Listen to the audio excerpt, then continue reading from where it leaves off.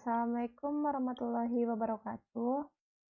Perkenalkan nama saya Sulfahni Wahdania Oktaviani, NIM F2020010131 dari kelas A1 Farmasi.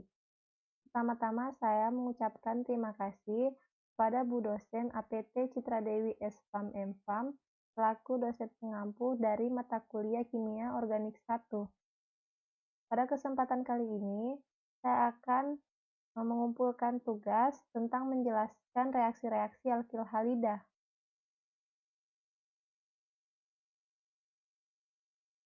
Yang dimana materi yang akan saya bawakan, yang pertama ada pembuatan reagent Grignard, yang kedua ada pembentukan alkil litium, yang ketiga ada reaksi substitusi nukleofilik, dan yang terakhir ada reaksi eliminasi.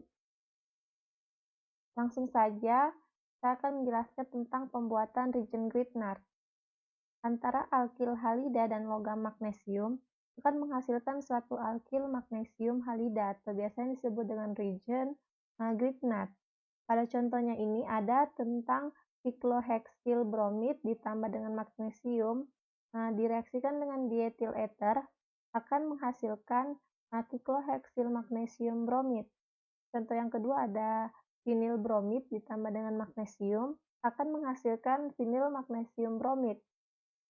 Yang dimana elektronegativitas magnesium lebih kecil daripada karbon dan karbon terpolarisasi negatif, yang dimana bersifat sebagai nukleofil.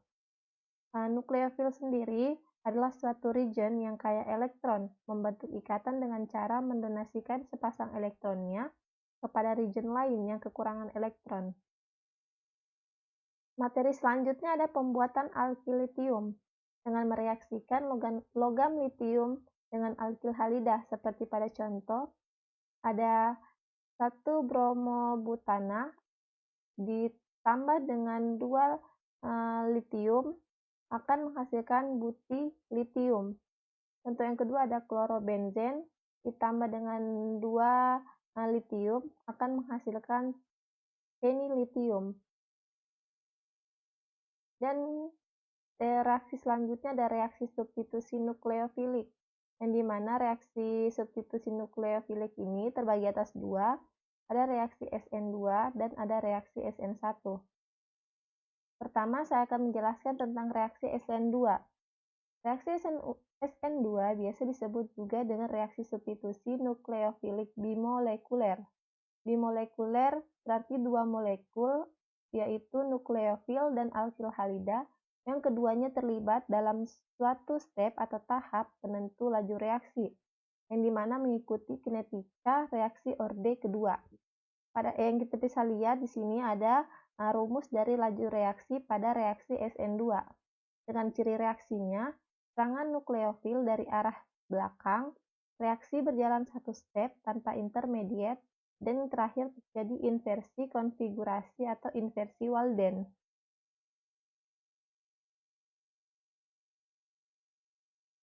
Selanjutnya ada mekanisme reaksi dari SN2, yaitu terdapat transition state, yang dimana transition state ini berarti tingkat transisinya itu berenergi tinggi atau yang tidak stabil, sehingga akan melalui terbentuknya secara parsial dan putusnya suatu ikatan.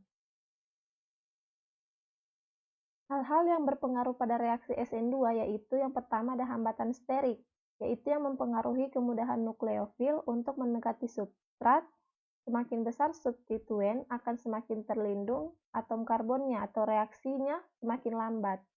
Yang kedua ada reaktivitas nukleofil, yaitu semakin reaktif suatu nukleofil, biasanya reaksi semakin cepat. Biasanya itu basa yang lebih kuat umumnya adalah nukleofil yang baik. Dan yang terakhir ada reaktivitas atau leaving group, yaitu ada basa yang lemah atau anion yang diturunkan dari asam yang kuat merupakan leaving group yang kuat juga. Terakhir ada efek solvent, yaitu reaksi SN2 yang berjalan lambat dalam solvent protik atau biasa disebut dengan hidroksiklik seperti H2O, ROH, alkohol, dan lain-lainnya.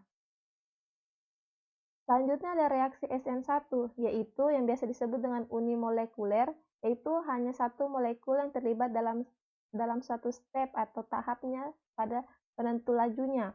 Reaksi SN1 mengikuti kinetika reaksi orde pertama. Yang kita ketahui ini ada suatu rumusnya pada laju reaksi. Sehingga dalam reaksi SN1 atau living groupnya ini secara spontan terdisosiasi menghasilkan karbokation atau ion karbonion yang diikuti serangan yang cepat dari nukleofil atau reaksi dua step. Yang terjadi rasemisasi konfigurasi pada atom karbonnya.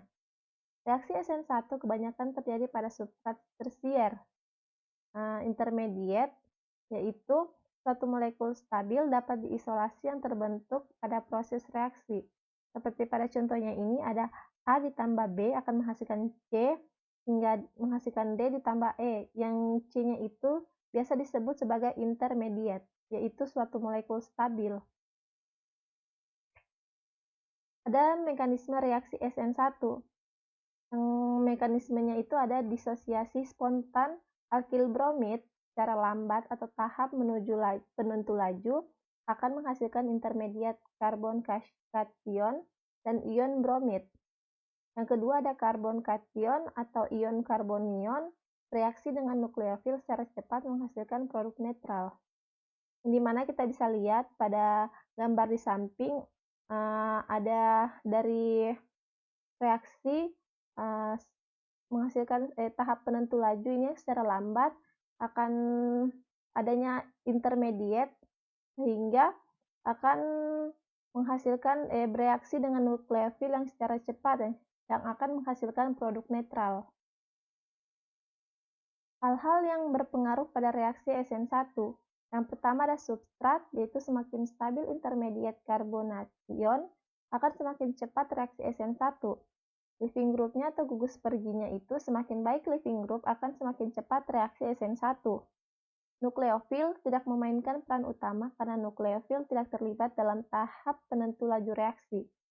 Yang keempat ada solvent yang dapat mempengaruhi laju reaksi sehingga beberapa solvent berinteraksi dengan ion karbonion dan menstabilkannya. Reaksi terakhir ada reaksi eliminasi. Reaksi terbagi atas dua, yaitu reaksi E2 dan reaksi E1.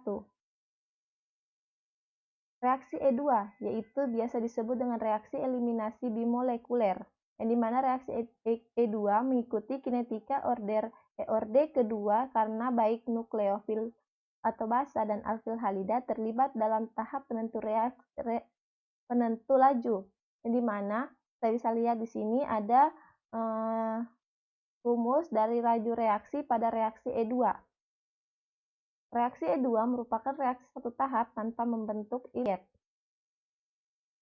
Di mana mekanisme reaksi E2 yang pertama, basa menyerang ikatan CH sehingga tetangga dan mulai mengambil atom H. Dan pada saat yang sama, ikatan rangkap duanya atau alkena mulai membentuk dan gugus X mulai meninggalkan. Seperti kita lihat pada samping, gambar di samping itu, yang bagian pertamanya. Selanjutnya, alkena terbentuk bila ikatan CH sudah benar-benar putus dan gugus X telah terlepas dengan membawa sepasang elektron ikatan CX. Terjadinya transition state dan reaksi yang ketiga ini atau yang digambar yang paling bawah ini sudah benar-benar putus dan gugus X-nya sudah terlepas dan membawa sepasang elektron ikatan dari CX. Selanjutnya ada reaksi E1, biasa disebut dengan reaksi eliminasi unimolekuler. Reaksi E1 mengikuti kinetika orde kedua karena baik nukleofil basah dan alkil halida terlibat dalam tahap penentu laju, yang dimana kita bisa lihat rumus pada layar berikut. Sehingga reaksi E1 merupakan reaksi dua tahap melalui terbentuknya intermediate ion karbonion. Ada mekanisme reaksi E1, di mana disosiasi yang spontan dari living group menghasilkan intermediate karbonation, yang dimana reaksi ini merupakan tahap paling lambat atau tahap penentunya laju reaksi. pada gambar tersebut kita bisa lihat pada gambar pertama itu ada tahap yang paling lambat, tapi sebagai tahap penentunya laju reaksi. Yang kedua ada hilangnya satu proton tetangga pada tahap yang cepat menghasilkan alkena. Pasangan elektron ikatan CH membentuk ikatan V-alkena. Kita bisa lihat pada gambar itu tersebut ada intermediate, akan menghasilkan intermediate dan akan menghasilkan reaksi yang spontan atau reaksi terakhir itu reaksi cepat pada mekanisme reaksi S1. Baik, kesimpulan yang bisa saya dapatkan atau jabarkan, ada dua macam reaksi yang mungkin terjadi apabila suatu nukleofil basa Lewis menyerang alkil halida. Yang pertama ada region menyerang atom karbon dan menggantikan halida atau X pada reaksi SN1 dan SN2. Yang kedua, region menyerang hidrogen dan membebaskan HX untuk membentuk alkena atau biasa disebut dengan reaksi E1 dan E2. Baik, sekian dan terima kasih materi yang dapat saya paparkan. Kurang dan lebihnya mohon dimaafkan. Wabillahi taufiq wal hidayah. Wassalamualaikum warahmatullahi wabarakatuh.